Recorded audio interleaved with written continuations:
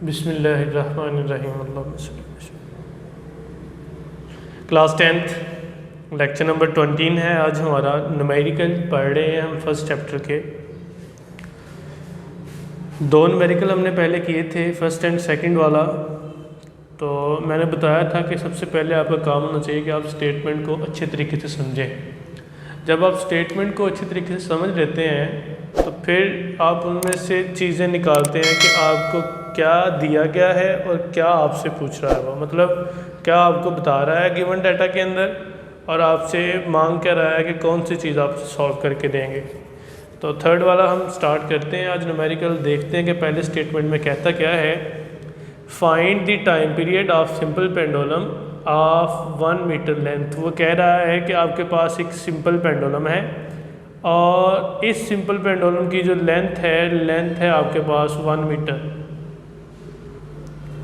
Place on earth and moon, और ये simple pendulum एक दफ़ा पड़ी हुई है on the surface of earth और दूसरा on the surface of moon.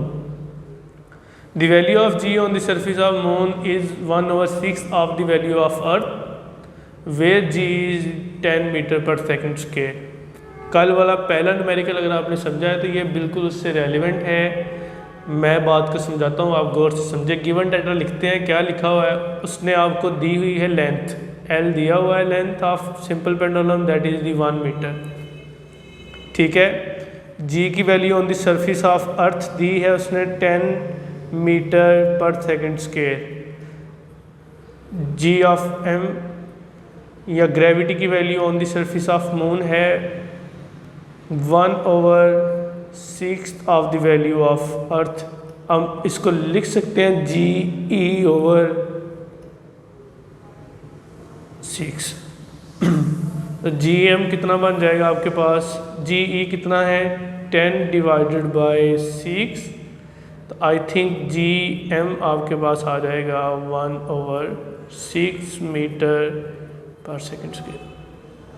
Time period find करना है आपने on the surface of moon and on the surface of अर्थ। ठीक होगी बात जी। दोबारा फिर देख लें, आपको उसने एक पेंडुलम दी थी, उसने कहा है पेंडुलम की लेंथ 1 मीटर है। ये पेंडुलम पड़ी हुई है on the surface of earth and moon, दोनों सरफेसेस पे पड़ी हुई है। कहता है बताएं कि इसका time period on the surface of अर्थ कितना होगा और इसका time period on the surface of moon कितना होगा। आपको ग्रेविटी की value on the surface of अर्थ भी दे दी इसने और ग्रेविटी की value on the surface of moon भी दे दी है। आसान है, फार्मूला आप जानते हैं। बाय यूजिंग फार्मूला, कौन सा फार्मूला यूज़ करेंगे आपने time period of simple pendulum का फार्मूला पढ़ा हुआ है। T is equal to 2 pi square root of L/G। ठीक होगी बात जी। तो अगर आप time period on the surface of earth find करना चाहते हैं तो फार्मूला थोड़ा सा आप स्लाइटली चेंज कर लेंगे उसको। लेंथ पेंडुलम की सेम रहेगी, ग्रेविटी की value on the surface of अर्थ लिख लें। तो वैल्यूज़ को जस्ट आपने पुट करना है। तो T is equal to 2 multiply by pi की वैल्यू होती है 3.14 और स्क्वायर रूट ऑफ L कितना है, लेंथ आपके पास 1 मीटर है, GE आपके पास है 10 मीटर पर सेकेंड स्क्वायर। आप इन वैल्यूज़ को एलेबोरेट करेंगे, आप इन वैल्यू को सॉल्व करेंगे, कैलकुलेट करेंगे। तो कैलकुलेट करने से आपके पास TE on the surface of अर्थ जो है वो आई थिंक आ जाएगा 2 सेकेंड। इसको आपने कैलकुलेटर से कैलकुलेट कर लेना है। मैं कैलकुलेट करूँगा, टाइम बहुत ज़्यादा लगना है, इतना टाइम नहीं है। तो आपके पास ये वैल्यू आ जाएगी TE। ठीक है जी। आगे है आपके पास, आपने टाइम पीरियड फाइंड करना on the surface of moon. तो डेफिनेटली आप जब on the surface of moon इसको फाइंड करेंगी तो on the surface of moon के लिए भी फार्मूला यही हैगा। बाय यूजिंग फार्मूला TM लिख लें और साथ 2 pi as it square root of L/GM आ गया। ठीक है। तो आप इसको गौर से समझे ज़रा।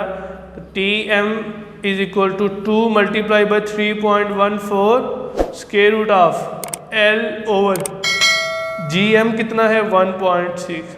तो आप इसको सॉल्व करेंगे, जब कैलकुलेट करेंगे वैल्यूज़ तो TM आ जाएगा आपके पास अबाउट 4.9 सेकेंड। ठीक है जी, इसको कैलकुलेट कर लेना है आपने अच्छे तरीके से। तो ये आपका क्वेश्चन सॉल्व, वैल्यूज़ पुट करनी है।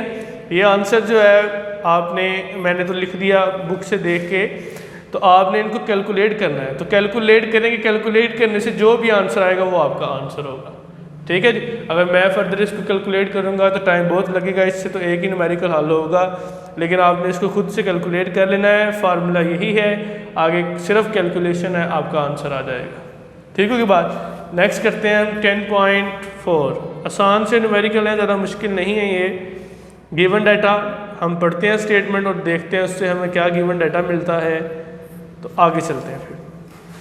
A simple pendulum complete 1 vibration in 2 second. एक पेंडुलम है, let's suppose that is the pendulum, ये अपनी एक वाइब्रेशन कंप्लीट करती है अबाउट 2 सेकेंड। टाइम पीरियड आ गया इसका 2 सेकेंड। कैलकुलेट इट्स लेंथ, आपने इस पेंडुलम की लेंथ कैलकुलेट करनी है कि लेंथ क्या होगी इसकी। और साथ लिखता है when g is equal to 10 meter per second square. लिखते हैं गिवन डाटा क्या है, टाइम पीरियड आ गया आपके पास 2 सेकेंड, g की वैल्यू गिवन है 10 मीटर पर सेकेंड स्क्वायर, और लेंथ आपने कैलकुलेट करनी है। तो फार्मूला वही जो चल रहा है, बाय यूजिंग फार्मूला। कौन सा फार्मूला आप यूज़ करेंगे? फार्मूला वही, t is equal to 2 pi square root of l over g। l find करना है आपने, तो आप स्क्वायर रूट ले लें, टेकिंग स्क्वायर रूट। तो t square is equal to 4 pi square l over g।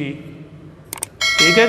तो ये g इधर जो है वो डिवाइड हो रहा है, इधर आके मल्टीप्लाई हो जाएगा। t square g is equal to 4 pi square l calculate करना, तो ये इधर मल्टीप्लाई और इधर आके डिवाइड हो जाएगा। t square g over 4 pi square is equal to l।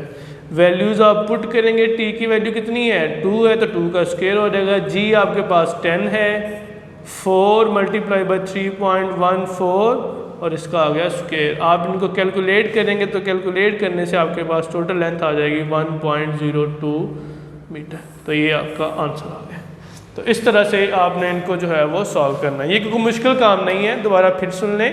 उसने कहा है कि आपके पास एक पेंडुलम है, पेंडुलम अपनी एक वाइब्रेशन कंप्लीट करती है 2 सेकंड के अंदर, तो बताएं उसकी लेंथ क्या होगी, जबकि g की वैल्यू आपके पास कितनी है 10 मीटर पर सेकंड स्क्वायर है। तो आपने जो है गिवन डाटा लिखा, फार्मूला आपने वही रहने देना है। फार्मूला से आपने जो है वो वैल्यूज़ को एलेबोरेट कर लिया, उसको सॉल्व किया, कैलकुलेट किया और आपके पास लेंथ आ गई। तो इसको एक दफ़ा आपने कैलकुलेट, मैं बार बार रिपीट कर रहा हूँ, कैलकुलेशन आप खुद करेंगे, कैलकुलेशन आप करें, कैलकुलेशन करने से जो आंसर आता है आप उसको जो है वो लिख लें, तो ये आपके लिए जो है वो क्वेश्चन का आंसर आ जाएगा। तो आज हमने फिर 2 न्यूमेरिकल किए हैं, बाकी इंशाल्लाह 2 न्यूमेरिकल फिर नेक्स्ट करेंगे। तो इस तरह 2-2 करके हम इसको ख़त्म करेंगे। थोड़ा पढ़ रहे हैं लेकिन इसको अच्छे तरीके से समझें, सॉल्व करें, प्रैक्टिस करें, इंशाल्लाह आपको जो है वो समझ आ जाएगी, आपके लिए ये फ़ायदेमंद होगा। वस्सलामु अलैकुम वरहमतुल्लाहि वबरकातुहू।